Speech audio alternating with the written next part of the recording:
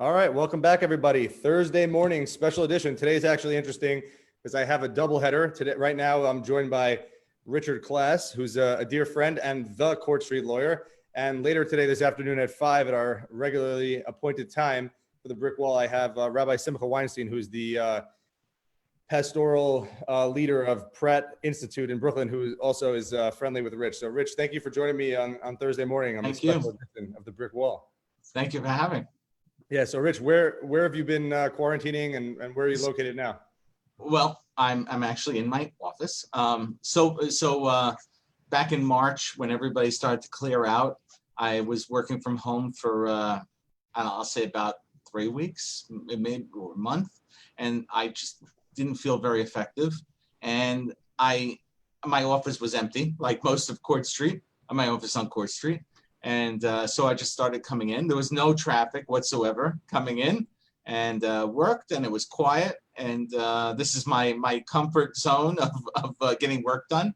And I've been in the office pretty much since then, almost every day coming in. And I know you live on the Upper East Side. What is it, 20 minutes without traffic? Yeah, about 20 minutes. FDR straight down, very easy. I've only been in the city a couple of times since the pandemic started because we were in New Orleans, but then back and visited my parents. The fact that you could get in and out, that's how traffic should flow in New York. But you know, once everything gets back to normal. Well, it's already starting to slow down. There is a rush hour again in the afternoon, which I'm sure a lot of people have seen and realized. And and maybe a lot more people are driving now because they're not going in the subway. So the traffic is not far off normal in the afternoon. Yeah, so I'm gonna pivot away from traffic patterns because neither of us are experts on that except for experiencing it and the frustration of it. Let's rewind a bunch and talk about how did you get started in law and with your legal career? I know you've been doing it for a long time. So yeah, I've been a lawyer now 28 years. So when I was a kid, I didn't sit around dreaming that I wanted to be a lawyer. My father was in an advertising business. It morphed into a printing business, and I was pretty sure I was going to go into advertising. My major in college was communications until a certain point where it changed. And a lot of change came at a particular moment, which was I had a communications professor, who told me, you really should not be doing this. I think I had 2 or 3 of her classes. And the professor said, you really should be in law school. And I was like, I don't know. And I sat for the LSAT, and and then the morning of my LSAT, I don't think my mother really realized what she was doing to me. But the morning, right before I'm taking the LSAT, my mother called me up, and she had told me that my father had decided he was going to close his business. It wasn't working out. And that she and my father were going to be getting divorced. And this is all in the same conversation about 20 minutes before I'm going to take the test. I'm like, oh shit, I think this means that I better focus on this test because who knows what's going to be. And I did it, and I got into law school, and I'm sitting there, and I'm like, oh my God, this is like mind blowing. And I actually really enjoy. It turned out that I fell into something that I love doing, but it wasn't what I had always had my heart set on. Do you think is there anybody who, like, when they were a kid, like, instead of a firefighter or garbage man or pilot, they want to be an attorney? You think there are people like? Yeah, there are. I think a lot of people who other people tell them that they're being very argumentative or accusatory. They're always told, oh, you should be a lawyer, or he'll make a good lawyer, or whatever it is. I know that seems like that's part of the personality of every lawyer. I mean, that's there's a joke, which is what is a lawyer? What does a lawyer have to keep from getting pregnant? His personality. But it just seems to me that's not everything. A lot of it there's more to it than just this argumentative personality, and maybe that's something that is not always recognizable when someone's a kid. Absolutely. I definitely should have been a lawyer then. Maybe I did go for 10 days. So someone who's starting out, you've been practicing for 28 years. you run your own practice, successfully, beautiful office in downtown Brooklyn on Court Street, where all the action happens within law in Brooklyn. Someone who's, about to take the bar, become an attorney now, like, what's your advice for them starting out in this environment, before the pandemic, but also now that, adding the pandemic angle to it? Well, I think, okay, so first of all, I think that it's very important to realize, just like everything else in life, that nobody's sailing their own ship alone. Is that it's very important to find a mentor. It may, and for people who are, I made a decision from law school, from the get-go, to start my own law practice. I think that's not the typical course for a lot of young attorneys. But whether it's going to a first job, whether it's starting a practice after being somewhere for a while, if it's going to government, whatever it is, trying to find somebody who's truly a mentor, who can give some good advice, is certainly something that would be important. I think another thing that's important, all lawyers have to take these CLE courses throughout their career, just like doctors and accountants. But if somebody really focuses on learning and reading about what the skills are and the art of practicing law, which can be actually learned, I think that will help a lot, is being very informed. And if for the people who know that go to any course where the judge is speaking, the judge will always say, I want the lawyers who appear in front of me to be familiar with the case and be familiar with the law. And the familiar with the law part is something that a person has to do on his own. He's got to figure it out, and that can only happen through education. Now, first of all, I have to say we have a hi from Jacob Goldman. He says, hi, Richie and Warren. Hello, Yankee. Yeah. You mentioned, that you went out and you knew that right away that you wanted to be, on your own, but a lot of folks don't do that. Do you think that it's harder to start your own practice, like right away out of law school? Because you hear on the counterpoint of that, you hear of, people trying to get into big law and they're working 80, 100-hour, weeks. Do you think you had to work harder because you're not just practicing law, you're also doing business development, you're also managing finances, you're also doing collections.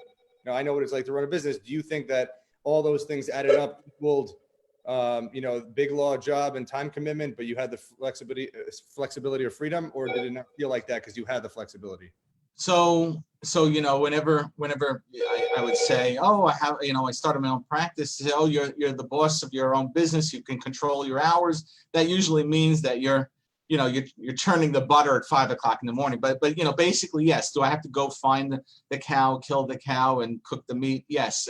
That's part of running your own business. And whether it's a law business or any other business, if you are starting out small, you tend to have to do a lot of activities yourself, or eventually start to delegate them. But I think that starting my own business was right for me, appropriate for me.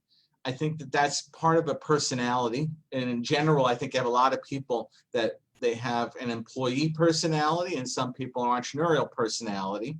And that doesn't mean that the employee personality can't start his or her own practice, but it is different knowing that Friday comes, you're not getting a check. That some people will freak out over that and not be comfortable. And I still remember my first year what my income was, because I was surprised that I was surviving on it. So it takes a lot of effort, and it takes a lot of innovation. It also takes a little bit of luck. If you have potential business, it certainly helps. Then, when I started, I had very little business to start with. And I literally knocked on doors. I went up and down these buildings here on Court Street that I'm available for court conferences, for depositions, anything to get work in. And when you're hungry, you have to find food. That's a good point. I actually, it's funny that you mentioned you have your first years, because I keep on my phone my 2012 through 2016, before Herald really grew and we scaled, annual revenue or monthly revenue broken down. And same, I look at the first year, and I don't know how, I thank God to be where we're at. But it's definitely it's definitely humbling and a really good reminder of where you came from. Yeah. And what happened. So My dad, is in the same building as you, and he's been a Court Street lawyer for a long time, but you are the Court Street lawyer. Right. And sometimes, to some Manhattan lawyers and firms that's a negative connotation, but you've always made it this positive spin and great connotation. And again, I grew up in those buildings. I grew up going to the courts with my dad there. So to me, it's always been a positive thing. It's always been in my neighborhood. I know you used to live down the block as well. So what does being a Court Street lawyer or the Court Street lawyer mean to you? So like you said, for the negative, it actually started out a long time ago. Court Street lawyers it was a little bit of a derogatory term, and there actually was a lawsuit where a Brooklyn, I think a law school professor called an attorney, you're a Court Street lawyer, and they had a brawl about it, and the lawyer sued for slander and lost, but the judge recognized that there was a little bit of a recognition that it was somebody who was a little bit of an ambulance chaser. There was also, which is also negative, but that a lot of the lawyers in Court Street started out were Jewish, that they were turned away from white shoe firms in Manhattan that wouldn't hire them, so they ran to Court Street. So you had that going on.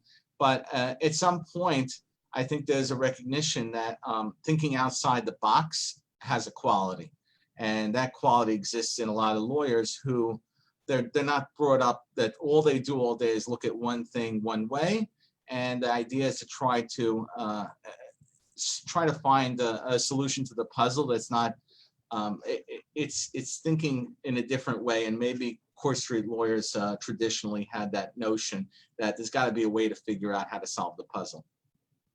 And now, I mean, with all the development going on around in all the neighborhoods, like sprouting and going deep into Brooklyn, I think Brooklyn is the hot spot to be. So there's probably a positive spin on that. I mean, again, you have, you want a young, I always say, if you go to like in PR, if you go to the big firm and, you pay X amount of dollars, like mid-range, you'll get a little attention, but the big guy is not going to give you attention. You come to a hungry, experienced attorney or firm, you're going to get the attention. You're going to get the results that you need. And I think there's something, super important to that and a positive spin. Yeah, no, absolutely. I mean, it like everything else, it depends on the situation and where you need the troops on the ground and what you need them doing. And so it may be that there's a value in having the attorney who's sitting in Brooklyn in court. But now COVID changes the dynamic, which is good and bad. And there is now a value that people see that it is good to have an attorney who's local, but at the same time, it's possible that the attorney can work in a remote spot and still be effective on a case that's somewhere else. Absolutely. That point's definitely been proven and across industries now. And, talking about industries, I know you represent a whole host of different clients in different verticals. What's most interesting to you as far as like, the stuff that which practice area and which one do you find to be most challenging? So early in my career, like your father, we used to handle divorce cases and family law, and I dreaded it. And at some point after doing it for a bunch of years, I said, I've had it. I didn't want to do it. So I stopped. I find that it truly was like when Harry Met Sally, when they say in 20, you'll fight over this plate. It was a little irrational. I get a smattering of cases. I have a general civil litigation practice. So a lot of my areas tend to be in the debtor creditor realm, foreclosure, bankruptcy, collection. I get a lot of real estate litigation, commercial litigation. I'd say that I enjoy much of what I do. It's more and what I like is the strategy and the skill of handling the matter. So I don't know if it's necessarily that I enjoy one particular type of case more than another, but I enjoy helping the people that I'm representing. It's a more personal relationship that I have with them.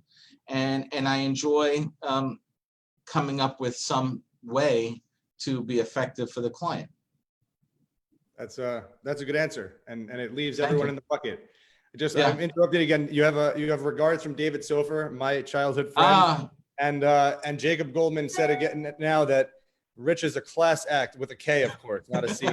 A good attorney. Thank I'm using him for a case at the moment. So we'll get, I thank you everyone for watching and for the comments. So I know you mentioned earlier, about CLEs, continuing legal education, and that being super important. I know now you're on the other side of it, giving CLEs, you're lecturing and writing for lawyers, Right. putting out information. Has that helped you sharpen your tools in order to practice? So I realized that this is perfect for me to tell your viewers, because you do public relations and marketing. It's not just lawyers, but a lot of people, lawyers in particular, all they do is write. You would think that they would be interested in writing for publication. They're not. A lot of lawyers don't want to write to publish on whether it's internet for legal publications. I publish a lot. I write a quarterly newsletter that gets around. I publish on my website on a lot of legal topics, and as a result of it, much of my content gets discovered by a lot of people naturally. I don't pay for the content to be spread around. People come across me or what I've written many times online as a result of searches that they've done. So I would say that, who just died, Sumner Redstone, said content is king. I definitely would agree with that. I mean, I have to say, I mean, we have a lot of clients like in the SEO, the search engine optimization space, where they're trying to promote content or just overwhelm Google algorithms with content so that they can be found. So I have to tip my invisible hat to you, because, to put out content consistently over time, a lot of people they either don't do it, they don't step off the ledge, as you said, or they do it for a little bit for 6 months and they get lazy about it, or they hire someone to do it for 6 months and then they stop doing it. So right. it's to be consistent with it. That's how you really develop, your brand online, and how you build the digital landscape for people to be able to find you. Right, and especially with hiring somebody, which I'm sure you can appreciate, because I know that you talk to your clients about the topic, but what to write is that you want the article that's published to have the flavor and the tone of the person that you're going to hire. And if somebody's writing content and just saying here's what I think you should say, it's not always what a client is looking for in their lawyer. Is they want to hear what the lawyer has to say, and how they say it in a written material is very important, because their voice. And then as far as publishing, I came up very early on. I wanted to do a quarterly newsletter, and I have a calendar, and push. It's hard. Sometimes I want to put it off, but religiously I get out a quarterly newsletter, and people come to depend on it. And they even ask me, oh, when is your newsletter coming out? So it's gotten to that point where it's religiously done. And that's important too, because again, folks don't, they don't stay consistent with that. Clearly your marketing is doing well, because you got 3 phone calls in the middle of the interview. It's only been 12 minutes. Yeah, that's good. Your phone's ringing in the age of email. I mean, come on, man. Shocking.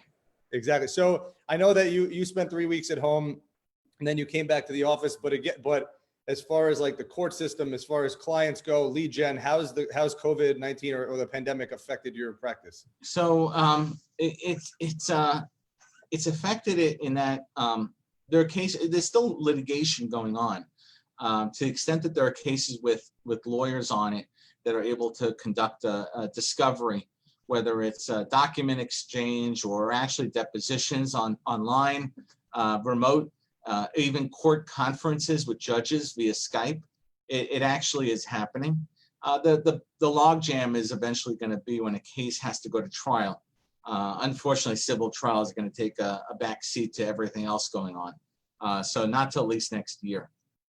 But since I do have a diverse practice, it's not like I'm waiting for one particular case or type of case to go to trial. I have other things to work on that are not necessarily dependent on a trial that can get dealt with now. So it's not overall terrible. I'm happy to hear that. We've had some personal injury folks on here talking about their patients not being able to go to physicians in order to build the case and get them treatment, and not just build the case, but I mean to get to medical exams.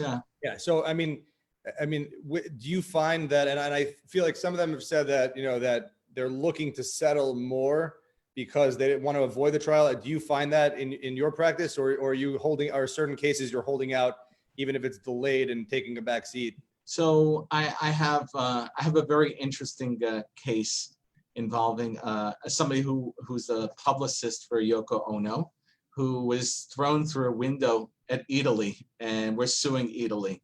And we had a mediation, and the offer was not substantial enough, and the client understands that there will be a waiting process until he can actually have a trial, but it's worth the risk.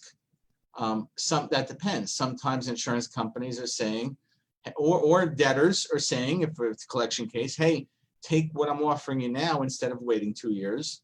And it depends on how, I guess, whether the value is there and whether it's worth doing this. There are risks in waiting, and sometimes there's no risk in waiting. So you said, you said 2 years. Is that like the going timeline amongst attorneys, and like that's what you think it's going to be as far as going to civil trial? I think since we're talking about, there are bench trials in front of a judge, and then there are jury trials, and I would say that it's at least a year till we're doing a jury trial.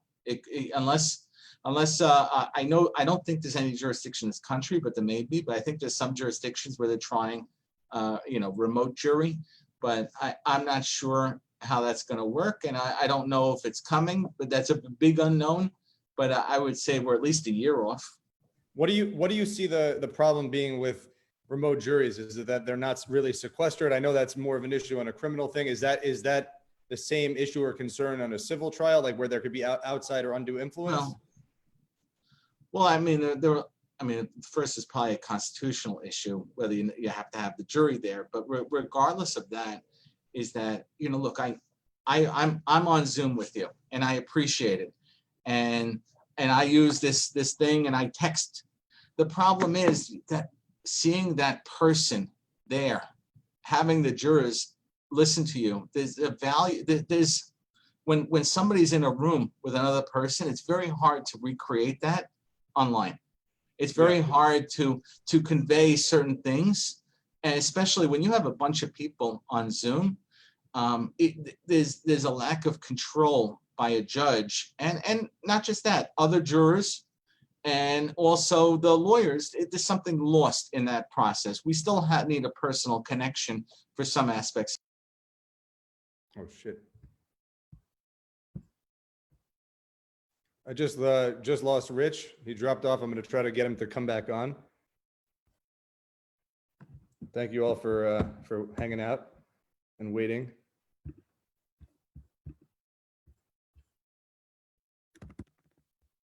Send him the link again, and then we'll get him back, and we'll get rocking and rolling into the next question.